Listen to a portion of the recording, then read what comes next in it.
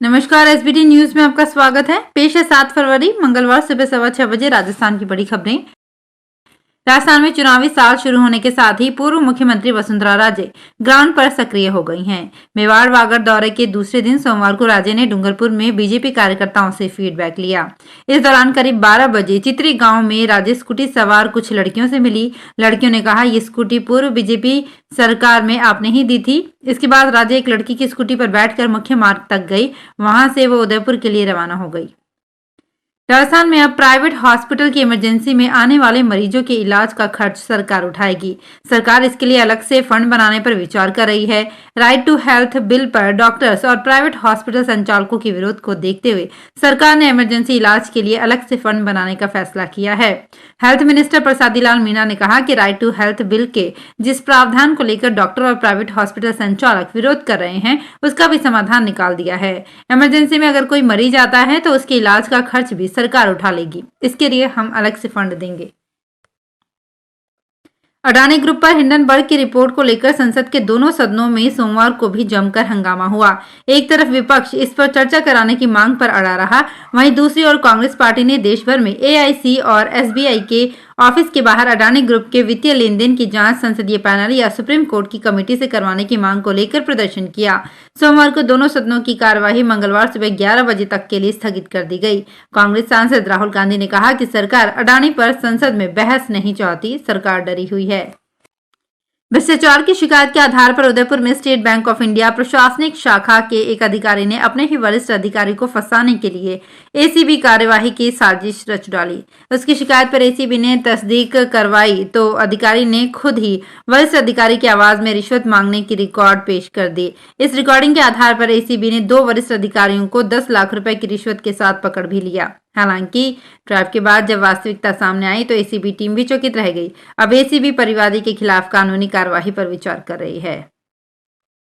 इस बार गर्मी में राजस्थान, छत्तीसगढ़, मध्य प्रदेश और दिल्ली में बिजली की डिमांड पिछले कई वर्षों के रिकॉर्ड टूट जाएंगी। चारों राज्यों में पिछले साल के मुकाबले पीक में डिमांड 20% तक बढ़ सकती है। केंद्रीय विद्युत प्राधिकरण की ओर से हाल ही में 20वीं इलेक्ट्रिक सर्वे रिपोर्ट जारी की गई है। इसके मुताबिक पिछले साल गर्मी के पीक सीजन में देश भर में बिजली की खपत 2,14,068 मिलियन यूनिट थी, जो इस साल बढ़कर 2,30,144 मिलियन यूनिट तक जा सकती है। ये पिछले साल की तुलना में 16,000 मिलियन यूनिट अधिक होगी। जिन राज्यों में अधिक खपत होने का आकलन है उनमें छत्तीसगढ़, मध्य प्रदेश, यूपी, राजस्थान, दिल्ली, गुजरात और बिहार शामिल हैं। रिपोर्ट के बाद राज्यों की बिजली कंपनियों के लिए डिमांड के अनुसार बिजली जुटाना चुनौती है। देश में अभी तक 13 करोड़ लोगों ने पैन को आधार से नहीं जोड़ा है। इनमें वे लोग शामिल हैं जिन्हें छूट हासिल है। केंद्रीय प्रत्यक्ष कर बोर्ड के चेयरमैन नितिन गुप्ता ने कहा कि उम्मीद है कि 31 मार्च तक सभी लोग पैन नंबर को आधार से लिंक करा लेंगे। इस पर अमल नहीं करने वाले व्यक्तिगत पैन नंबरों को निष्क्रिय कर दिया जाएगा। केंद्रीय प्रत्यक्ष कर बोर्ड ने साफ कहा कि 31 मार्च 2023 तक पैन से आधार को जोड़ने वालों को 1,000 रुपए का शुल्क अदा करना होगा। जो लोग 31 मार्च के बाद पैन और आधार को लिंक कराएंगे उन्हें 10,000 रुपए का जुर्माना देना होगा। गौरतलब है कि करीब 1 साल से लगातार पैन और आधार को जोड़ने की कवायद चल रही है। विस्तार कार्य की वजह से बंद खाटू श्याम जी का मंदिर सोमवार शाम को 85 दिन बाद खुला।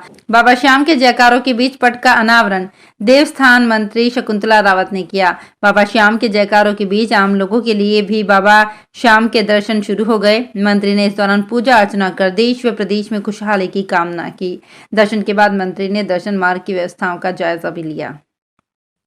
केंद्रीय गृह मंत्री अमित शाह ने सोमवार को कहा कि भाजपा ने त्रिपुरा में कैडर के शासन को खत्म कर दिया और संविधान का शासन लागू किया। भाजपा ने राज्य में डर का माहौल खत्म किया। अब त्रिपुरा विकास की राह पर बढ़ रहा है। शाह ने कहा कि कांग्रेस ने आपको अंधकार दिया, हमने आपको अधिकार दिया। बीजेपी ने पूर्वोत्तर में 9,000 से अधिक आतंकवादियों को आत्मसमर्पण करने के लिए मजबूर किया। गृह मंत्री अगरतला में विजय संकल्प रैली को संबोधित कर रहे थे।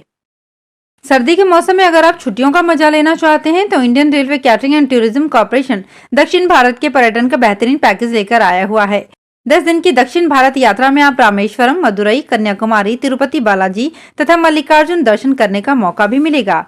आईआरसीटीसी की ये यात्रा 11 मार्च को सीकर से रवाना होकर वाया जयपुर, सवाई माधोपुर से सवारियां लेती हुई जाएगी और आईआरसीटीसी के संयुक्त प्रबंधक योगेंद्र सिंह गुर्जर ने बताया कि 11 को ये यात्रा भारत गौरव टूरिस्ट ट्रेन से कराई जाएगी। भारत गौरव टूरिस्ट ट्रेन में वातानुकूलित कोच भी लगाए गए हैं, जिसमें बेहद आधुनिक किचन है। केरल के एक समलैंगिक जोड़े ने हाईकोर्ट के साइकोलॉजिस्ट से काउंसलिंग करवाने वाले आदेश के खिलाफ सुप्रीम कोर्ट में याचिका लगाई है। सुप्रीम कोर्ट ने याचिका स्वीकार कर मामले में दूसरे पक्ष को नोटिस जारी किया है। इसके अलावा अगले आदेश तक केरल हाईकोर्ट की कार्यवाही पर रोक लगाने का निर्देश दिया गया है। समलैंगिक जोड़े की ओर से एक युवती ने अपने वकील के जरिए ये याचिका लगाई है कि उसका आरोप है कि 13 जनवरी को केरल हाईकोर्ट ने अपने फैसले में उसकी पार्टनर को काउंसलिंग सेशन में भाग लेने का निर्देश दिया है। याचिकाकर्ता के वकील श्री राम पी ने इसके खिलाफ सुप्रीम कोर्ट से तत्काल सुनवाई की मांग की थी। राजस्थान में स्कूली विद्यार्थियों को परीक्षा की तैयारी के लिए अब रट्टा मारने की प्रवृत्ति को छोड़ना पड़ेगा। स्कूली शिक्षा में पड़ी ये आदत बाद में भी परेशान करती है। विषय का गहराई से ज्ञान नहीं होने से प्रतियोगी परीक्षा में ऐसे विद्यार्थी पिछड़ जाते हैं। इस प्रवृत्ति को रोकने के लिए 5वीं तथा 8वीं बोर्ड परीक्षा में 150 अंकों में से 45 अंक दक्षता आधारित सवाल पूछने का प्रावधान किया गया है। राजस्थान के सरकारी स्कूलों में कक्षा 5वीं तथा 8वीं में 28,28,214 विद्यार्थी अध्ययनरत हैं। इसमें 8वीं के 13,21,288 तथा 5वीं में 14,96,926 विद्यार्थी हैं। बीकानेर नगर निगम कनिष्ठ लिपिकों की कमी से जूझ रहा है। निगम के कई अनुभाग बिना कनिष्ठ लिपिक के चल रहे हैं। कई अनुभागों में लिपिक ग्रेड प्रथम, सहायिका, प्रशासनिक अधिकारी कनिष्ठ लिपिक का कार्य कर रहे हैं, जबकि कई अनुभागों में सहायक कर्मचारी और सफाई कर्मचारी कनिष्ठ लिपिक का कार्य संभाले हुए हैं।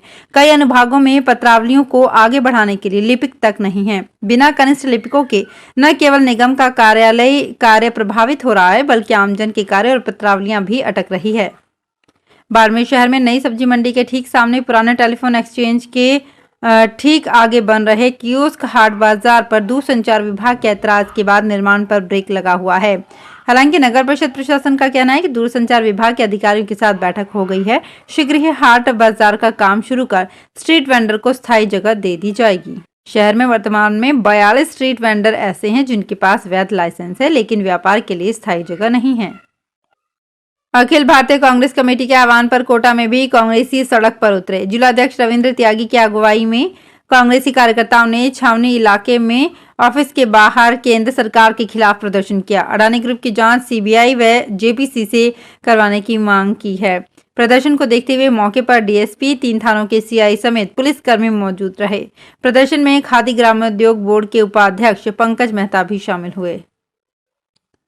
राजस्थान में विधानसभा चुनाव से पहले कांग्रेस में दिग्गजों के साथ युवाओं की टोली चुनावी मैदान में उतर चुकी है। इस महीने प्रदेश भर में यूथ कांग्रेस के चुनाव के लिए ऑनलाइन सदस्यता अभियान जोरों पर है। कई जिलों में जिलाध्यक्ष की राह थोड़ी आसान है, तो कई जिलों में कड़ी टक्कर भी है। धौलपुर, जयपुर ग्रामीण, अजमेर सिटी में 24 युवाओं ने जिलाध्यक्ष के लिए ताल ठोकी है, जबकि जैसलमेर जिले में 2 ही दावेदार हैं।